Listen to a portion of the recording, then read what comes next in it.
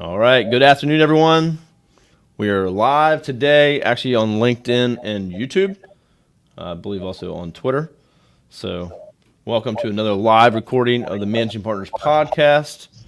Again, Array Law. We exist to help law firms grow their business through digital marketing. So, if you or any other managing partner you know needs that kind of help, please reach out to us. Check out arraylaw.com. Today, we're here to learn about Aaron and his law firm and his business. So, Aaron, thanks for joining me today. Thank you, Kevin. I know we had a lot of fun technically right before Yeah, this intro. Thank you for having me. yeah, everyone tuning in. We had some technical issues, so we must applaud Aaron on his willingness to persist and get through it. So appreciate it. We're talking through my cell phone, but we're also on here, so it's working out. So anyone has any audio issues, please comment and let us know if you can't hear us. So Aaron, I appreciate that, man. And so let's jump right into it. Tell me a little bit about yourself, your journey, and where you got to where you are today. Sure. And thanks again for hosting me. It's fantastic to be on your show. I really appreciate it. No problem. My journey is fairly straightforward. Went to law school right after college, went to NYU and YU. Started my career for 8 years at big firms, one very large New York international firm for a few years, and then one large firm in New Jersey. So about 8 years. And then in 2010, which was a very bizarre time to start a law firm, I launched AY Strauss. We're about 11 years old now. First 5, 6 years, just had a very, very discrete focus in commercial real estate, which is really all I knew how to do from working in big firms. It's still all I do today myself. But about 5 years ago, we decided to transition to more of a full service platform. And we're still in the middle of that journey, moving from a boutique firm to more of a full service firm. And we're in the earlier stages of that. But essentially, we have a few main practice areas. I like to believe we're a very strong culture. A lot of our clients are growing. It's an exciting time to be in professional services. The demand is high. And we really like the place we occupy in the market, which is sort of bringing in very large institutional caliber attorneys and then pairing them with our up and coming clients who sort of are searching for that Goldilocks firm, not too hot, not too cold. And every day that keeps us busy and drives us forward. I love that, and it's not anything normal. I think it's amazing what you've done. So, and I like the Goldilocks reference, the Goldilocks firm, not too hot, not too cold. That's cool. I never heard that before. So I like that. So so how long have you actually been in business as a firm? We started 2010, so we're about 2010. 11 and a half years old. And different stages along the way. It feels like business a shorter time, a longer time, depending on what you're targeting. But it's been about 11 years and change. Yeah. Okay. Yeah. I mean, just right after um, the housing crisis and all that. So, and being in commercial real estate. So, Yep. interesting time to start, I'm sure. But honestly, I started my business this business really like 2009ish, so around the same time, honestly. Mhm. And I feel like, and people, I have to interview a lot of great managing partners that started 2020, early 2020, like, yeah, this is gonna be great, and then not having a Pandemic. clue what's Yeah. coming. And so and they're come on the other side, they're still in business, and I think they probably learned a lot of lessons that will probably prepare them to be that much more sustainable and have good growth. And if they can deal with those issues right up front, then they'll probably get through a lot more. So I agree. I definitely agree with that. yeah. So let's talk about. You said you're in high demand, and what are some of the ways you get clients? So and then as you have other lawyers there, how are you filling your pipeline? What are you doing to get Sure. new clients? It's a classic conundrum of every professional service business. We do a whole mix of activity. A lot of it comes down to um, really just relationship building, things that you're just trying to listen to your clients, listening to your contacts, and trying to introduce them to one another. You're really trying to take a long-term view. Um, Never sort of aggressively pushing a sale necessarily, but really listening. And in real estate, it's pretty easy. Everyone just needs either deals or capital. So if you can try to make some introductions along that road, you'll have success because people will think of you as somebody who's going to take the time to introduce them. We certainly try to be social on social media. We think that's a game changer for smaller business. Yep. Trying to add value, trying to position ourselves as thought leaders, trying to write and blog and speak and present, and frankly, doing whatever we can to focus on the clients we already have. Because I really do believe if you really focus on those relationships that you're already working with, invariably, if you do a great job, you're going to get referrals. And the best type of people you want to work with are the friends or contacts or colleagues of the people you're already working with. So a lot of it is just starting and adding and starting, but keeping the core focus on just relentless client service. That's the biggest driver of growth, I think. Love it, 100%. Yeah, you got to put out good work, and it'll come back to you tenfold. So, what was the difference between, I guess, when you went out on your own, when you first started? What did did you have some clients lined up? Did you have some conversations? Like, what did you tiptoe into it, and just go, I'm going to do this, or did you have some kind of deal, some clients that said, hey, we're going to follow you wherever you go? It was very scary. I mean, I was a senior associate at a big firm when I walked out, and a really bad time to do so too. I knew I was always very entrepreneurial. I was good at building relationships and sort of attracting clients to the prior firm. I knew I could do it on our own platform, but essentially a lot of the challenge is not necessarily bringing in the work. It's being able to get the work done and having the team to deliver it and having the systems in place to administer it and the marketing chops to attract more of it. So a lot of it is, getting the technical legal work done at a high level, recruiting and staffing and hiring to keep up with client demand. And of course, that's a crystal ball that no firm has a great grasp on. You're always trying to wonder what your pipeline is like. And then the third part is figuring out how to run a business. So these are things people don't teach you in law school.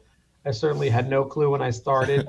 I've come a long way. I like to think I've learned a lot, but I'm certainly very open-minded to be educated on any one of those tracks. But there's a lot of mistake making in those early years. I'll say that generously. I'm in the same boat, and I don't think I wouldn't have it any other way, probably, because I don't think I would have learned anything or got to where I'm at. And and yeah, if I had some of those, if someone would have tell me half the stuff I know, I probably wouldn't actually have taken the advice, because I would be like, oh, it's just like when anyone tells you anything about anything, well, okay, cool, that's great. And then you just do it the hard way, and then you're like, oh, wait, I guess I should have done it that way or learn. But you have to do it yourself, I think, for it to stick. Yeah. So I'm in the same boat. I was, and you've ever said yes to like a job or a project or whatever, and you're thinking in the back of your mind, how am I going to get this done? Yeah, but you someone gave me great advice when I started, which I would always want to give to other people, is that, the longer you could be patient over a greater period of time and the more headaches you can endure in the short term, the greater off you'll be. Of course, a lot of people don't want to hear it. It looks very glamorous to run a business. People all look very successful, but they don't really appreciate the back end, which is a lot of chaos, which is varying degrees of managing stress levels along the way. So, but the only way out is through. Yeah, actually, it was a friend of mine who's been very successful in real estate, actually, that said something the other day, just like a post. They just posted on Facebook, but they were just kind of venting maybe. But I guess they always have people come up to them and say, it must be nice, and it's always it must be nice, but it's like, well, yeah, but do you understand all the work that's been done and all the stuff you've had to go through to get to where you're at? And so people just discount all that sometimes and don't really see what it's like. Also, another something I heard is recently was you trade in 40 hours a week for 100 hours a week and to really it's just so much more work sometimes if you don't do things properly and manage things 100%. Properly. Yeah, really well said. And the second you feel like you got it under control, that's the second you're going down. So, as soon as you relax a little bit. Yeah, a little bit of an edge. A little bit of an edge is always healthy in business too. I think if you're just like, this is I think I'm going to take off today. I got nothing to like. You better start looking for some problems because there's probably some. Yeah, that's But a you good have, point. but I do believe mental health is also the main. It has to be a marathon, not a sprint, and you do need to invest in your mental health because really it's about sharpening the saw and making sure that you can show up every day, not only for your clients but for your team. If you're not able mentally to handle the stress or can't treat yourself with the proper way that you have to treat yourself, you're not going to show up for the people around you that are relying on you. So Yeah, there's a little bit of 100%. mix of this and that together in a balanced way. Yeah, there's actually a good friend of mine. He lives locally here. He owns a couple businesses, ex-military, and he has a pretty cool program. His name's Bob Azzini, but really it's he's got a leadership program, and it's really interesting. But it's a mix of nutrition, fitness, mental health types, and then the other aspects of what we usually learn as business owners to run your business and manage and all that. But he's like, if you don't take care of yourself and have the right amount of sleep and nutrition and work out, then you can't do any of these other things effectively. Yeah, I couldn't So, agree more. It's like that seatbelt analogy. Get your own oxygen tank before you deal with others. oh yeah, on the plane, yeah, yep. Exactly. Yeah, you got to put yours on first, so then you can help other people. Yeah, good point. So, tell us a little bit about kind of where you've been, which is what we've Sure. been kind of talking about, but where you're going. What's the next 2 to 5 years look like? Do you have any established goals? Is there, Sure. another office, a certain amount of attorneys, or more organic? Yeah, it's a great question. And we spent a lot of time thinking that through and debating it. And I think firms that don't have a plan, they're going to be in trouble. You really have to have a strategic plan you're focused on. So our strategic plan over the next 3 years is to try to strategically grow the business. We'd like to grow our headcount. We'd like to try to double our firm as far as headcount. We have some really exciting clients that are looking to do more, and we'd like to be able to grow to service their needs. Um, we have a lot of up and coming talent. Frankly, we'd like to allow them to spread their wings and blossom. Excellent.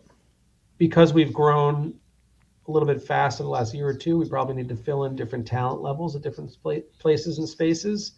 We need to develop our brand further. And essentially, we're a little bit in this awkward stage between little boutique with one or two practice areas now trying to trend towards full service. So part of our growth strategy and our strategy generally is to double the footprint of the firm. We are doing a lot in other parts of the country. Our firm really is practicing nationally. Um, Okay.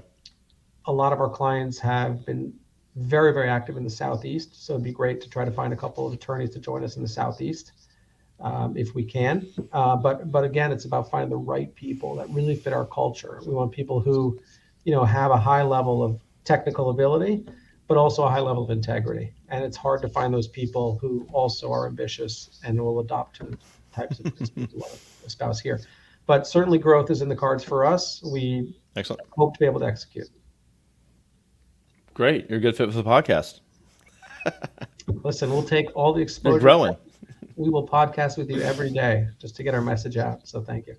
No, yeah, I appreciate it. No, thanks for coming on, Scherer. So that's excellent. And so you knew that, and that's really good that you can off the top of your head, like, yeah, we do have a plan.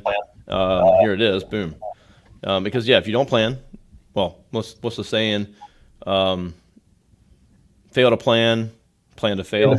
Exactly. So yeah, it's some firms I talk to, not so much. They're like just happy to be doing the work and don't really plan to grow. Or you have a lifestyle business, which is totally fine. It's not Exactly. Nothing wrong for with it. everybody. Exactly. Yeah. No, exactly right. We definitely are polar opposite of those firms who say, it's always been done this way. We're certainly looking towards bettering our collective future as we push ahead, and we will make mistakes, but we're going to forge ahead to get where we'd like to go. Yeah, no, love it. I totally agree with you. We're in the same boat too. It's actually the opposite. It's like, okay, it's always been done that way, then we have to do it a different way. Like almost on purpose. And my team doesn't always like all these decisions we make or try to do something crazy like, oh, why can't we just do it this way? 'Cause it's easy. But it's always questioning that. Hey, well, why is that the best way? And is it still the best way? And maybe it is at the end of the day, but at least you're looking at, is there a better way we can do this? No, there's not. Okay, let's continue to do it that way. But there might be some other options or something that never existed or something that'll help you stand out as a firm. Sure. When others are just stuck in the same ways they are. So Definitely saw a lot of innovation over the last year with COVID and everything, especially in the older firms that have been long established, heavy paper based, not set up for this kind of situation. Having to really probably spend a lot of money to convert to a virtual company. And so I've talked to some really cool managing partners that are younger companies, younger firms, that were like, we started this way. Like, this is kind of our normal, day-to-day business anyway. Exactly. So it's kind of been interesting to see how that's played out. Sure. So, and are you guys back in the office for the most part? We some of us are not. It'll fluctuate depending on the day. Yeah. And depending on the time, but we just try to accommodate the reality of where we are right now in the world. Yeah, I think the main thing is, like us, we can serve our clients if I'm at my home or my employees are at their homes or if we're in the office. We love the office aspect. Our culture is super important, like you said, and we felt the office helped build our culture, and so we don't want to get away from office completely. Sure. But we're definitely a hybrid, mostly virtual model. We're probably over 20 some people, and we're spread around the country really. And we try to get some in-person events once or twice a year. COVID making that challenging, but we we have an office. There's and some people are like, hey, I want to move from where I'm at to be close to the office so I can be in the office with you guys, and totally down for that. Yeah, for sure.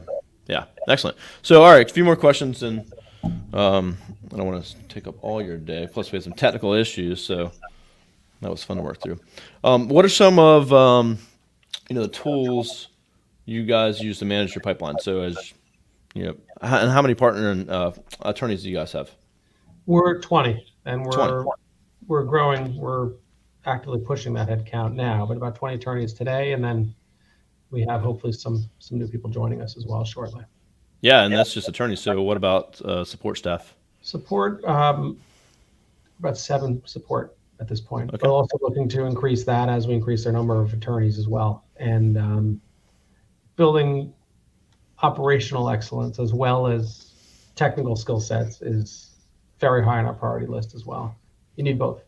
Well, that's the thing when you're growing and you got that plan to, like, if your plan is just to grow, there's going to be those other break points, where operations is going to fall apart. You're going to have to add extra people, and then things start to go haywire if you don't have a plan for it. So, for sure, I view it as putting on the second level story of the house right now. We have a great infrastructure for level 1, and that's fine. But for where we want to get to, we have to make certain critical investments today, this year, now, this month, this quarter, so that in 2 to 3 years we can execute on our business plan. Yes, excellent. Yeah, I like seeing the P&L. You're like, oh, we got some good profit, and then what happened? Well, we hired all those people we needed to hire. That's basically it. And attorneys hate that. Attorneys hate all level of risk, and they hate anything that affects their ability to be profitable today. But again, it all goes back to being patient over the long haul, and knowing where you're going will help you endure through some of that P&L static, if you will, in the shorter period. Love it. Yeah, 100%. We're the same way. But so give me a couple of things about, what are some of the tactics from a marketing perspective are you currently doing versus maybe where, your plans are taking you, what you see over the next couple of years? What things are you doing well that you're investing in marketing wise? So, not just word of mouth, but outside of that. And then what does kind of the roadmap or plan look like for you? Sure. I got to tell you, like I said, we're sort of in the midst of this transition from more of a ad hoc boutique growing into more of a professionally managed larger company. But we have tried and failed 1,000 times in different marketing activities, whether it's the old-fashioned blocking and tackling, networking, we've written lots of articles. We've been on videos. We do the traditional seminars. We've done copy and direct mail to our clients, hosted events and whatnot. Where I'd really like to see more for our firm to grow, and it's a little bit, uh, cheesy perhaps to say, but like relationships first is our slogan, it's our tagline, but that's the entire business. And you ask the largest law firms, they'll tell you about their relationships, the smallest firms about relationships. What I really like to do is invest deeper into it and say, look, how do we listen to our top 30, 40 people that we're in contact with? What can we really do to add value beyond just delivering them legal services? We know who they want to meet. We're so busy, but how do we take time out selectively, affirmatively, and proactively to make sure that they get a chance to transact and to meet and to go to market with one another? To me, that's not even close as to how to drive business. There's that, and in my opinion, there's all else as far as marketing goes. But on top of that, you do need to build a brand, and we're open-minded, and we're trying to be strategic, and we're looking into everything we can to build the brand to support that culture. And they say, like, brand is a lagging indicator of culture. If you have the right people, you build the brand will enhance the culture. So we think sort of like a flywheel. If we do great work, we introduce a lot of our clients, we do anything to build a brand, all three of those things along the flywheel will reinforce each other along the way for healthy, sustainable growth.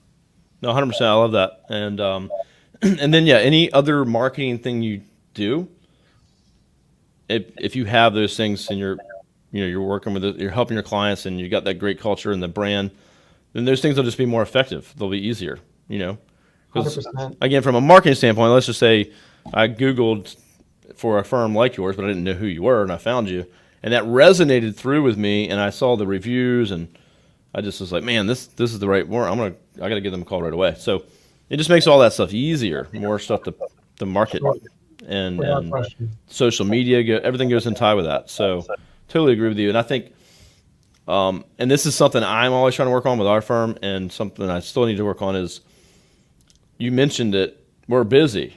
And that's the biggest thing. We're busy. So if you don't build this into your process, reaching out to your clients, actively trying to help them, it has to be tasked almost down to like a real task of, hey, did we reach out to this client? Did we see if we have any other clients that maybe they can introduce them to? Do we have a referral sheet that anyone in the whole company can pull up and say, oh, hey, we don't do photography, but boom, I got you 3 photographers right here that we trust, and I'd be happy to pass on the referral to you. Or I have an attorney, or I have a tax accountant, or a CPA, whatever it may be. Sure. Proactively trying to help those clients that ask for things, and you go, you know what, we actually have a person for that. Or, let me reach out and see if I can give a referral to this client at 30 days since they've been a client. Sure. Yeah, I always say you want to focus on what's important, not always what's urgent. You always need to put out the fires, and there's always going to be fires, and you need to put the clients all need to feel that you're right there with them. You're sitting with them at the table at the field, even if you're remote. But you do need to focus on what's important. And it's so easy to just get distracted and every day focus on the fires, and then 6 months passes and you didn't really do anything to build or grow the firm in a sustainable way. So important and urgent have to be balanced one against the other. 100%. Yeah, I think it's easy to say, oh yeah, I'm busy, I didn't get to that, or whatever, and you just forget those things. But I think if you work them into the fabric of your business and how you operate, and it just becomes just a normal thing.